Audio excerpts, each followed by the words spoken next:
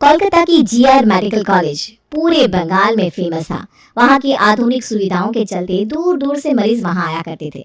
लोगों को भी वहाँ के डॉक्टरों पर पूरा भरोसा था। लेकिन यही अस्पताल जहाँ मरीजों को कोई दिक्कत नहीं थी, वहीं आधे स्टाफ को दिक्कत थी। आधा स्टाफ यानी फीमेल स्टाफ। डॉक्टर संजना, क्या बात है, आज आप अभी तक घर नहीं गई? अरे क्या बताऊं प्रिया, एक इमरजेंसी केस आ गया इसलिए रुकना पड़ा। तुम्हें तो पता है हम डॉक्टरों को कहीं कभी आराम मिलता है क्या? ये बात तो सही है। चलो कोई ना, सुबह चली जाना, लेकिन रात में थोड़ा आराम कर लेना। क्या आराम करूंगी यार, फीमेल्स के लिए कोई अलग रूम होता तो कर भी लेती, लेकिन कॉमन रूम है, उसमें मेल डॉक्टर बैठे होते तो अच्छा भी नहीं लगता। हाँ ये बात भी सही है। मेल डॉक्टर्स का क्या है, वो तो कहीं भी कैसे भी लेट जाते हैं, बैठ जाते हैं, पर हमें सोचना पड़ता है। चलो अच्छा है, तुम बैठो, मैं ज़रा पेशेंट को देख कर आती हूँ, फिर बाहर चलकर चाय पी लेंगे। नींद भगाने के लिए कुछ तो करना पड़ेगा ना। ओके ठीक है, तुम होकर आओ, फिर चलते हैं। डॉक्टर संजना वार्ड से वापस आई और थकी हुई प्रिया के पास बैठ गई। पेशेंट की हालत थोड़ी बेहतर है, अब बाहर चलकर चाय पीते हैं, नींद पूरी तरह से गायब हो जाएगी। हाँ चलो, रात के इस समय तो चाय ही एक सहारा है। दोनों हंसते हुए बाहर की ओर बढ़ी और अस्पताल के सामने वाली चाय की दुकान पर पहुंच गई। रात के 12 बज रहे थे और सड़क लगभग खाली थी। यार इतनी शांति है, लग रहा है जैसे पूरा शहर सो चुका है। हाँ, और हम अभी भी जगे हुए हैं उल्लू की तरह। वो लोग चाय पी ही रही थी कि अचानक कुछ लड़के बाइक पर तेजी से आए और दोनों पर कमेंट्स करने लगे। अरे वाह, यहाँ तो रात में पार्टी चल रही है और हमें बुलाया भी नहीं गया। हाय डॉक्टर मैडम, हमारे साथ घूमने चलोगी क्या? डॉक्टर प्रिया और संजना घबरा गईं और जल्दी जल्दी चाय खत्म कर अस्पताल की ओर भागी। उन्होंने गार्ड को देखा जो सब कुछ देख रहा था लेकिन आराम से बैठा था। अरे गार्ड साहब, आप कुछ करते क्यों नहीं? ये लड़के कमेंट कर रहे थे। आपको रात में बाहर निकलने की जरूरत क्या थी? अंदर रहती तो ये सब नहीं होता। क्या मतलब, हम बाहर ना निकले? आप अपना काम नहीं करोगे क्या? जो गलत कर रहा है उसे कुछ कहने के बजाय आप हमें टोक रहे हो। तभी कुछ मेल डॉक्टर बाहर आए और पूछने लगे कि क्या हो रहा है। जब उन्हें बात का पता चला तो वो भी उन दोनों को गलत ठहराने लगे। गार्ड भैया सही तो कह रहे हैं, आपको जब बाहर का माहौल पता है तो नहीं जाना चाहिए था। हाँ और नहीं तो क्या, ये लड़के तो ये सब करती है, आपको बचकर रहना चाहिए ना। आराम से अंदर बैठिए, चाय कोई इतनी जरूरी नहीं है। यही तो मैं इन्हें समझाना चाह रहा था। डॉक्टर प्रिया और संजना उन लोगों की बातों से तंग आकर अंदर चली गईं। यार यहाँ तो हर जगह यही हाल है, ना बाहर सेफ्टी और ना ही अंदर चैन से बैठने की जगह। दोनों कॉमन रूम में जाती है जो अभी भी खाली था। वहाँ थोड़ा आराम करने के लिए लेट जाती है, पर थोड़ी ही देर बाद वहाँ एक वार्ड बॉय उनके पैरों के सामने आकर बैठ गया। उन दोनों को बड़ा अजीब लगा। ये क्या कर रहे हो? कहीं और बैठने की जगह नहीं मिली क्या? बस बैठा ही तो हूँ, थोड़ी ना कुछ कर रहा हूँ। ये कॉमन रूम है, यहाँ हर कोई बैठ सकता है डॉक्टर साहब। दोनों अनकंफर्टेबल हो गई और उठकर बाहर चली गई। यार कहीं भी चैन से बैठने का ठिकाना नहीं है। अरे अजीब मुसीबत है। अस्पताल में फीमेल डॉक्टरों और नर्सों को हर रोज किसी न किसी तरह की परेशानी का सामना करना पड़ता था। एक दिन शांति नर्स दवाइयों की ट्रे लेकर मरीजों के वार्ड में जा रही थी, तभी डॉक्टर वीरेंद्र उसके पीछे आता है और धीरे से उसके कंधे पर हाथ रख देता है। शांति, तुम कितनी खूबसूरत लग रही हो आज, क्या बात है? सर प्लीज ऐसा मत कहिए, मैं यहाँ काम करने आई हूँ, ये सब सुनने नहीं। अरे मैं तो मजाक कर रहा था, तुम भी ना छोटी सी बातों पर इतनी सीरियस हो जाती हो। शांति वहां से जल्दी से निकल जाती है, लेकिन उसका मन भारी हो जाता है। वो किससे शिकायत करे, किससे कहे? उसे पता था कि कुछ भी कहने पर कोई उसकी मदद नहीं करेगा। अगले दिन नर्स गौरी मेडिसिन स्टोर से दवाइयां लेकर लौट रही थी तो दो वार्ड बॉय उसकी ओर देखकर हंसने लगे। देखो गौरी मेडिसिन लेकर आ रही है, चलो थोड़ी मस्ती करते हैं। गौरी जी, आप इतनी अकेले क्यों घूम रही है? हमें भी साथ ले लिया होता। हटो रास्ते से, मुझे काम करने दो।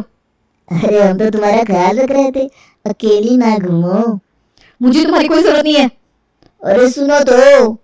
गौरी उसे देखती है और जल्दी से आगे बढ़ जाती है, लेकिन वो अंदर से बहुत डरी हुई थी। हर रोज यही बकवास, ये लोग कभी सुधरेंगे नहीं। शिकायत करो तो उल्टा हम ही पर आरोप लगाते हैं। इस तरह की घटनाएं आए दिन होती रहती थी। पूरे फीमेल स्टाफ को अपने काम के साथ साथ इस तरह के व्यवहार का सामना करना पड़ता था। इन सब के बीच अस्पताल में दो नई इंटर्न्स की एंट्री होती है, काजल और राधा। राधा, ये हमारा पहला दिन है, मैं तो बहुत एक्साइटेड हूँ। तुम्हें कैसे लग रहा है? हाँ मैं भी बहुत खुश हूँ, लेकिन सुना है यहाँ का स्टाफ थोड़ा अजीब है। देखते कैसे माहौल में काम करना है। काजल और राधा ने अपने पहले दिन के लिए बेहद उत्साह के साथ अस्पताल में कदम रखा। दोनों हर किसी से मिल रही थी और वहाँ का माहौल देखकर बहुत खुश थी। मैम, यहाँ आकर ना बहुत अच्छा लग रहा है, सब लोग बहुत अच्छे हैं। अच्छा है, तुम दोनों नए हो तो सीखने का मौका मिलेगा, लेकिन याद रखना यहाँ काम करने का दबाव बहुत होता है। हम तैयार हैं मैम, हमने भी बहुत मेहनत की है यहाँ तक पहुँचने के लिए। अच्छी बात है, काम पर ध्यान दो और खुद को साबित करो। किसी भी चीज़ की ज़रूरत हो तो हमें बताना। हाँ बेटा, अगर तुम दिल से मेहनत करोगी तो सफल ज़रूर होगी। पहला दिन तो आराम से गुजर गया, लेकिन अगले दिन काजल को अस्पताल के मेडिकल स्टोर से सैनिटरी पैड मंगवाना होता है। वो एक वार्ड बॉय को बुलाती है। भाई साहब प्लीज़ मेडिकल स्टोर से सैनिटरी पैड ला देंगे। अरे वाह, सैनिटरी पैड, और कुछ चाहिए? चॉकलेट वगैरह? ये क्या बदतमीजी है, मैं आपसे काम की बात कर रही हूँ ना। अरे इतनी तेज क्यों हो रही हो? मैं तो बस मजाक कर रहा था। काजल को ये बात बहुत बुरी लगती है। वो तुरंत डॉक्टर राजीव के कैबिन में जाकर उसकी शिकायत करती है। अरे घबराओ मत, मैं हूं ना, मैं तुम्हारी मदद करूंगा। आओ बैठो। काजल बैठने लगती है, लेकिन राजीव धीरे से उसके कंधे पर हाथ रखकर उसे अपनी तरफ खींचने लगता है। काजल घबराकर खड़ी हो जाती है। ये क्या कर रहे हैं आप? प्लीज हटिए। अरे मैंने क्या किया? तुम तो खुद ही मुझसे चिपकने की कोशिश कर रही हो। काजल कमरे से बाहर भागती है। वो नर्स और डॉक्टर को जाकर सारी बात बताती है। डॉक्टर राजीव ने मेरे साथ गलत किया, उन्होंने मुझे छूने की कोशिश की। ये लड़की झूठ बोल रही है, ये खुद मुझसे चिपक रही थी। जब मैंने मना किया तो चिल्लाने लगी। मैं झूठ क्यों बोलूंगी? तुम्हारे पास क्या सबूत है? काजल बेबस खड़ी थी, क्योंकि अस्पताल में कहीं भी कैमरे नहीं थे जो कुछ रिकॉर्ड भी होता। डॉक्टर राजीव उसे आंख दिखाकर चला गया। बाद में शांति और गौरी उसे समझाती है। यहाँ ये सब आम है, हमें सहना पड़ता है। हम भी बहुत बार इसका सामना कर चुके हैं, लेकिन यहाँ कोई हमारी मदद नहीं करता। लेकिन मैं ये सब नहीं सहने वाली, मैं इसके खिलाफ लड़ूंगी। अगले दिन काजल ठान लेती है कि वो इस अन्याय के खिलाफ आवाज उठाएगी। वो सीधा डीन महावीर, जो कॉलेज के हेड डॉक्टर भी थे, उनके पास पहुंचती है और पूरी घटना उनके सामने रखती है। सर, मैं आपसे कुछ जरूरी बात करना चाहती हूँ। कल मेरे साथ जो हुआ वो बहुत गलत था। क्या हुआ, साफ साफ बताओ। पहले एक वार्ड बॉय ने मेरे साथ बदतमीजी करी, और जब मैं उसकी शिकायत लेकर डॉक्टर राजीव के पास पहुंची तो उन्होंने मुझे गलत तरीके से छूने की कोशिश की। जब मैंने उनका विरोध किया तो उन्होंने मुझे बदनाम करने की धमकी दी और मुझे झूठा ठहराया। अरे ये तो बहुत गंभीर आरोप है, लेकिन तुम्हारे पास कोई सबूत है क्या? सर, मैंने खुद आपको सब बताया है, क्या मेरे शब्द काफी नहीं है? बिना सबूत के हम किसी के खिलाफ कार्रवाई नहीं कर सकते। अगर तुम सच बोल रही हो तो साबित करके दिखाओ। तो सर, आप पूरे अस्पताल में सीसीटीवी कैमरे क्यों नहीं लगवाते? इससे सच पता चल सकेगा और जो गलत करेगा उसे सबके सामने लाया जा सकेगा। तुम मुझे मत सिखाओ क्या करना है और क्या नहीं। ये कॉलेज के नियम हम तय करेंगे, तुम नहीं। निकलो यहाँ से और अपने काम पर ध्यान दो, जाओ। काजल को समझ में नहीं आता कि अब वो क्या करे। वो चुपचाप बाहर जाकर बेंच पर बैठ जाती है और अपनी एक दोस्त को फोन लगाती है और उसे पूरी बात बताती है। मुझे समझ में नहीं आता अब मैं क्या करूं, कोई मेरी बात सुनने को तैयार ही नहीं है।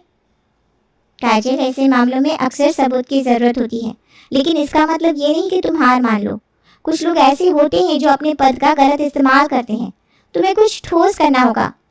अरे लेकिन मैं अकेली क्या कर सकती हूँ, यहाँ पूरा सिस्टम ही गड़बड़ है।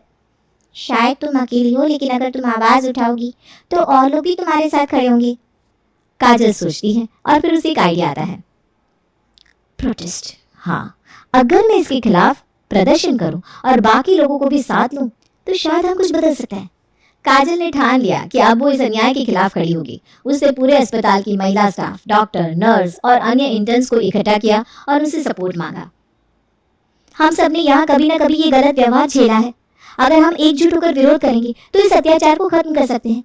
मैं अकेले नहीं लड़ सकती, मुझे आप सभी का साथ चाहिए। पर काजल, नौकरी चली जाएगी हमारी, तुम तो इंटर्न हो, तुम्हारा क्या? हाँ, और अगर प्रोटेस्ट किया तो उल्टा हम पर ही इल्जाम आ जाएगा। इस अस्पताल में ना ऐसा ही चलता है। सही बात, इससे कुछ हासिल नहीं होगा बल्कि नुकसान ही होगा। लेकिन अगर हम चुप रहेंगे तो ये हमेशा चलता रहेगा। मुझे कुछ तो करना है। काजल को दुख हुआ कि कोई भी उसके साथ खड़ा होने को तैयार नहीं था, लेकिन वो पीछे हटने वाली नहीं थी। वो एक बड़े से जस्टिस फॉर वुमेन के चार्ट के साथ हॉस्पिटल के सामने खड़ी हो गई। उसने डॉक्टर राजीव को सजा मिलने तक भूख हड़ताल का ऐलान कर दिया। लोग उसे देखकर रुकने लगे। ये लड़की पागल हो गई क्या? अकेले क्या कर लेगी? भूख हड़ताल कर रही है डॉक्टर राजीव के खिलाफ। अरे देखना, कुछ नहीं होने वाला। काजल दिन भर वहीं खड़ी रही, पर हॉस्पिटल की तरफ से कोई रिएक्शन नहीं आया। तभी उसके ससुराल वाले वहां पहुंचे। ये क्या नौटंकी कर रखी है? हाँ? घर की इज्जत मिट्टी में मिला दी। तू हमारी नाक कटवा रही है। चल वापस घर, छोड़ ये सब। मैं ये लड़ाई सिर्फ अपने लिए नहीं, हर लड़की के लिए लड़ रही हूँ। अगर मैं अब चुप रही तो आगे किसी को भी न्याय नहीं मिलेगा। अरे मान जा हमारी बात। आई एम सॉरी, अभी तो नहीं मान सकती। जब तक न्याय नहीं मिलेगा मैं यहाँ से नहीं हटूंगी। उसके सास ससुर गुस्से में तमतमाते हुए चले गए, लेकिन काजल अपनी जगह डटी रही। अगली सुबह भी काजल अपनी जगह पर खड़ी हुई थी। थकावट उसके चेहरे पर साफ नजर आ रही थी, लेकिन उसका हौसला कायम था। तभी डॉक्टर राजीव उसके पास आया। तू अभी तक यहीं खड़ी है? हट यहाँ से, नहीं तो अंजाम अच्छा नहीं होगा। मैं तब तक नहीं हटूंगी जब तक मुझे न्याय नहीं मिलता। तुम्हारे जैसे लोगों के डर से मैं नहीं झुकने वाली। अच्छा, बढ़िया ही न्याय की देवी।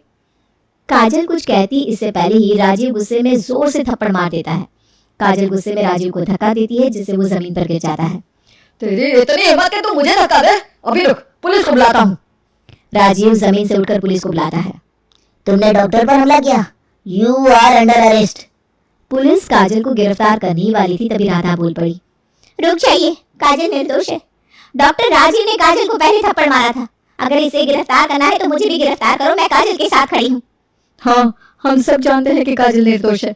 अगर उसे गिरफ्तार करोगे तो मुझे भी साथ ले चलो। हम सब काजल के साथ हैं, ये लड़की गलत नहीं है। इतने में डॉक्टर प्रिया और डॉक्टर संजना भी आ जाती हैं। अगर आप लोग काजल को गिरफ्तार करोगे तो हमें भी साथ ले जाना पड़ेगा। हम सब इसके साथ हैं। काजल ने कोई गलती नहीं की, असली गुनहगार तो ये डॉक्टर राजीव है। पुलिस ये देखकर चौंक गई कि काजल के साथ अब पूरा फीमेल स्टाफ खड़ा हो गया था। उन्होंने समझदारी दिखाते हुए मामला शांत करने का फैसला लिया और वहां से चले गए। Thank you so much. अब हम सब साथ में हैं काजल। अब ये लड़ाई तुम्हारी अकेले की नहीं है, हम सबकी है। काजल को अच्छा लगा कि अब वो अकेली नहीं है, पर डॉक्टर राजीव ये सब देखकर और भी गुस्से में आ जाता है। वो तुरंत डीन को बुलाता है ताकि वो आकर स्थिति को संभाल सके। तभी मीडिया भी वहां पहुंच जाती है और माहौल गर्म हो जाता है। डीन आकर उन सबसे बात करते हैं। देखिए, आप सबको गलतफहमी हो रही है। डॉक्टर राजीव हमारे सबसे सीनियर स्टाफ में से एक है। हम इस मामले को ठीक से जांचेंगे, लेकिन पहले आप सब शांत हो जाइए। गलतफहमी नहीं हुई सर, यहाँ की मेल स्टाफ की हरकतें किसी से छुपी नहीं है। हम सिर्फ एक नहीं कई बार ऐसी घटनाओं का शिकार हो चुके हैं। ये एकदम बंद होना चाहिए। सिर्फ काजल के साथ ही नहीं, हम सबके साथ गलत हुआ है। कोई हमें नहीं सुनता, कोई हमारी मदद नहीं करता। सर, हम फीमेल के लिए अलग कमरों की जरूरत है जहां हम आराम कर सके। पूरे अस्पताल में सीसीटीवी कैमरे होने चाहिए ताकि गलत काम का सबूत मिल सके, जो कि आप लोगों को हमेशा चाहिए होता है। और रात की शिफ्ट्स के लिए हमें आने जाने के लिए कैब सर्विस मिलनी चाहिए ताकि हम सुरक्षित घर पहुंच सके। सिर्फ यही नहीं, महिलाओं की सेफ्टी के लिए विशेष स्टाफ रखा जाना चाहिए ताकि हमारी शिकायतें सुनी जाए और सही कदम उठाए जाए। देखिए, हम आपकी बात सुन रहे हैं, पर हमें कुछ समय दीजिए। ये सब जल्दी नहीं हो सकता। समय बहुत हो चुका सर, अब और इंतजार नहीं। डॉक्टर राजीव और उनके जैसे बाकी लोग जिन्होंने हमारी इज्जत के साथ खेला, उन्हें तुरंत सस्पेंड किया जाए, नहीं तो हम अपना विरोध जारी रखेंगे। मीडिया के सामने इतना कुछ सुनने के बाद डीन को मजबूरी में फैसला लेना पड़ता है। ठीक है, डॉक्टर राजीव को तत्काल प्रभाव से सस्पेंड किया जाएगा और बाकी मेल स्टाफ को सख्त चेतावनी दी जाएगी कि अगर भविष्य में कुछ भी ऐसा हुआ तो उन्हें नौकरी से हाथ धोना पड़ेगा। और हमारी बाकी मांगे सर? आपकी सारी मांगे मानी जाएंगी। महिलाओं के लिए अलग कमरे, सीसीटीवी, कैब सर्विस और सेफ्टी के लिए एक्स्ट्रा इंतजाम, सब कुछ किया जाएगा। ये सुनकर सब बहुत खुश हो गए। काजल की हिम्मत और साहस की वजह से ही ये सब संभव हो पाया था। डॉक्टर राजीव को सस्पेंड कर दिया जाता है और बाकी मेल स्टाफ को सख्त चेतावनी दी जाती है। काजल, तुम्हारी वजह से ही आज हमें न्याय मिला है, वरना हम सब तो डर के मारे चुप बैठे थे। हर लड़की को तुम्हारे जैसी हिम्मत दिखानी चाहिए, अत्याचार बिल्कुल सहन नहीं करना चाहिए। तुमने हम सब के लिए लड़ाई लड़ी, हमें माफ कर